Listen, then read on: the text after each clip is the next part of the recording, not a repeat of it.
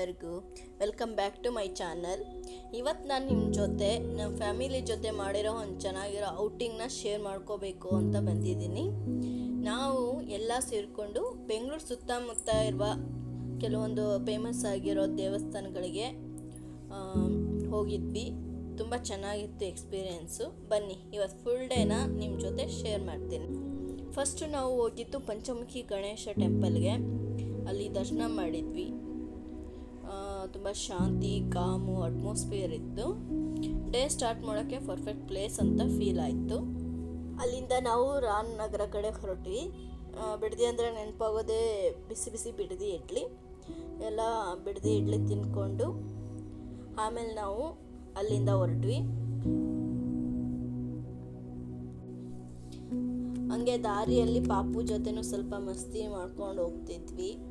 ಅವಳಿಗೂ ಈ ಕಾರಲ್ಲಿ ಹೋಗೋದಂದರೆ ತುಂಬಾ ಇಷ್ಟ. ಹೊರಗಡೆ ಹಿಂಗೆ ಹೋಗ್ತಿದ್ದೀವಿ ಅಂತಂದರೆ ಫುಲ್ ಖುಷಿ ಆಗ್ಬಿಡ್ತಾಳ. ಕಾರಲ್ಲೆಲ್ಲ ಎಲ್ಲರ ಜೊತೆ ಸೇರಿಕೊಂಡು ಆಟಾಡ್ಕೊಂಡು ನಕ್ಕೊಂಡು ಫುಲ್ಲು ಜೋಶಲ್ಲಿದ್ದರು ಮೇಡಮ್ ಅವರು. ಅವ್ರ ಜೊತೆ ನಮಗೂ ಒಂದು ಫುಲ್ ಜೋಶ್ ಬಂದಿತ್ತು. ಅಲ್ಲಿಂದ ನಾವು ಒಂದು ಟೆಂಪಲ್ಲಿಗೆ ಹೋಗ್ತಾ ಇದ್ದೀವಿ. ಇದು ರೀಲ್ಸಲ್ಲಿ ತುಂಬ ಫೇಮಸ್ ಆಗಿರೋ ಟೆಂಪಲ್ಲು.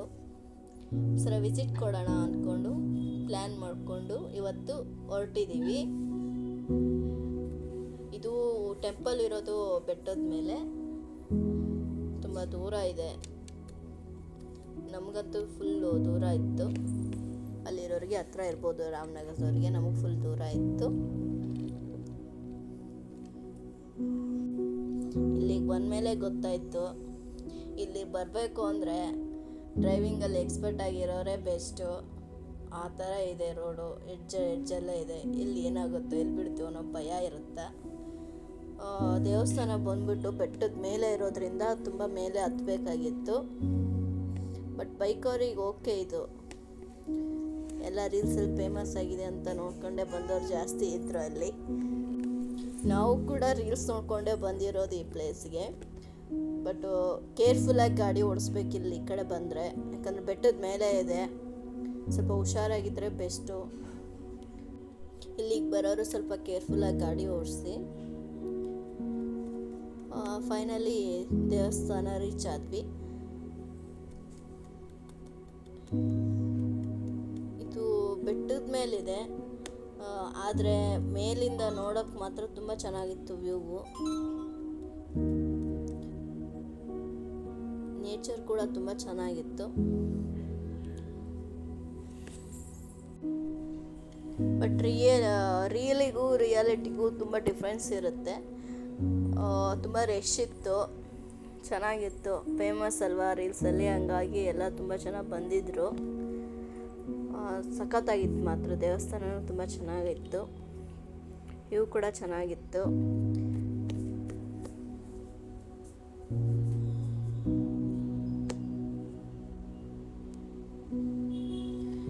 ನಾವು ಅಲ್ಲಿ ಸ್ವಲ್ಪ ಟೈಮ್ ಸ್ಪೆಂಡ್ ಮಾಡಿದ್ವಿ. ಫೋಟೋಸು ವಿಡಿಯೋಸು ಎಲ್ಲ ತೊಗೊಂಡ್ವಿ. ಆ ದೇವಸ್ಥಾನದ ಹತ್ರನೇ ಒಂದು ಬಸವಣ್ಣನೂ ನಿಲ್ಲಿಸಿದ್ರು. ಅದನ್ನು ನೋಡಿ ಪಾಪಕ್ಕೆ ತುಂಬ ಇಂಟ್ರೆಸ್ಟ್ ಆಯಿತು. ಫುಲ್ ಖುಷಿ ಆಯ್ತಿದ್ದ ನೋಡೋಕ್ಕೆ.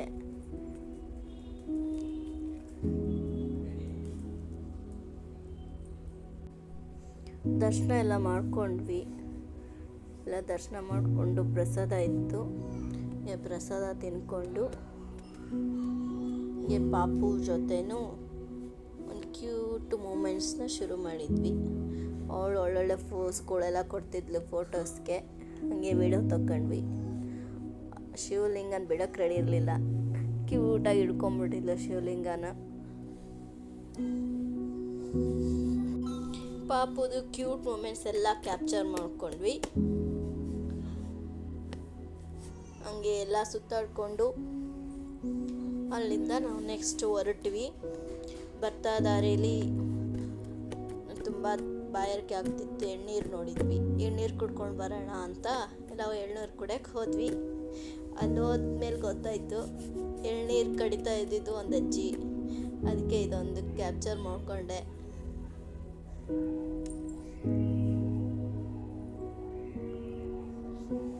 ಹೆಂಗೆ ಕೊಸ್ತಾ ಇತ್ತು ಅಂದರೆ ಅಜ್ಜಿ ನಮಗೆ ಶಾಕ್ ಹೋಗ್ಬಿಡ್ತು, ಈ ವಯಸ್ಸಿಗೆ ಈ ಥರ ಎಲ್ಲ ಕೊಸ್ತೈತೆ ಅಂತ. ಹಾಗೆ ಅಲ್ಲಿ ಕುತ್ಕೊಂಡು ಮತ್ತೆ ಹೊರಟ್ವಿ. ನೆಕ್ಸ್ಟ್ ನಾವು ಹೋಗ್ಬೇಕಾಗಿದ್ದು ಷಣ್ಮುಖ ಟೆಂಪಲ್ಲು, ಬಟ್ ಅದು ಓಪನ್ ಇರಲಿಲ್ಲ, ಕ್ಲೋಸ್ ಇತ್ತು. Evening open. ಊಟ ಮಾಡಿಕೊಂಡು ಬರೋಣ ಅಂತ ಒಂದು ದರ್ಶನಿಗೆ ಹೋದ್ವಿ. ಸಿಂಪಲ್ಲಾಗಿ ಏನು ಬೇಡ, ಸಿಂಪಲ್ ಮಾಡೋಣ ಅಂತ ಮಾಡ್ಕೊಂಡ್ವಿ. ಯಾಕಂದ್ರೆ ಮೆನು ನೋಡ್ಬಿಟ್ರೆ ಶಾಕ್ ಆಗುತ್ತೆ, ಅಷ್ಟೊಂದು ಕಾಸ್ಟ್ಲಿ ಇತ್ತು ಅದ್ರಾಗ ಎತ್ತಿದ್ದೆಲ್ಲ ಪ್ರೈಸು.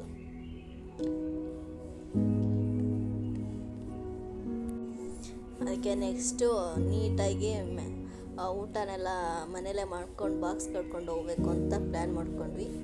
ಈಗ ಲೈಟ್ ಹಾಕ್ತೀನಣ ಅಂತ ಪಾಲಕ್ ರೈಸ್ ಎಲ್ಲ ಆರ್ಡ್ರ್ ಮಾಡಿಕೊಂಡು ಪಾಲಕ್ ರೈಸ್ ತಿನ್ಕೊಂಡ್ವಿ.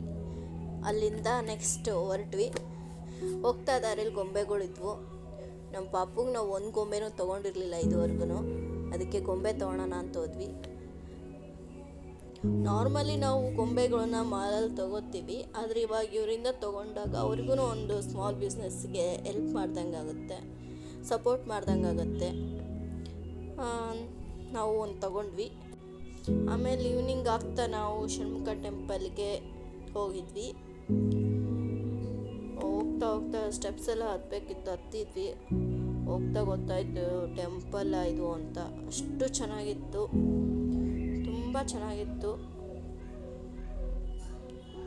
ಹೋಗ್ತಾ ಫಸ್ಟ್ ದರ್ಶನ ಆಗೋದೇ ನಮ್ಮ ವಿಘ್ನೇಶ್ವರ ಗಣಪತಿ ದೇವಸ್ಥಾನ. ಅಲ್ಲಿ ದರ್ಶನ ಮಾಡಿಕೊಂಡು ಮತ್ತೆ ಮೇಲೆ ಹತ್ತಬೇಕಿತ್ತು. ಸ್ಟೆಪ್ ಬೈ ಸ್ಟೆಪ್ ಒಂದೊಂದೇ ದೇವಸ್ಥಾನ ಇತ್ತು, ತುಂಬಾ ಚೆನ್ನಾಗಿತ್ತು ನೋಡೋಕ್ಕೂ. ಮೇಲೆ ಹತ್ತಿದಾಗೆಲ್ಲ ಕೆಳಗಿಂದ ವ್ಯೂ ನೋಡೋಕೆ ತುಂಬ ಚೆನ್ನಾಗಿತ್ತು.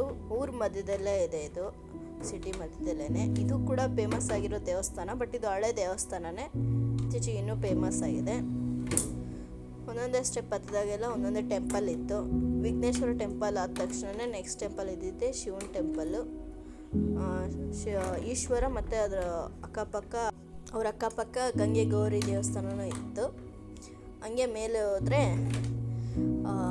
ಷಣ್ಮುಖ ದೇವಸ್ಥಾನ ಇತ್ತು.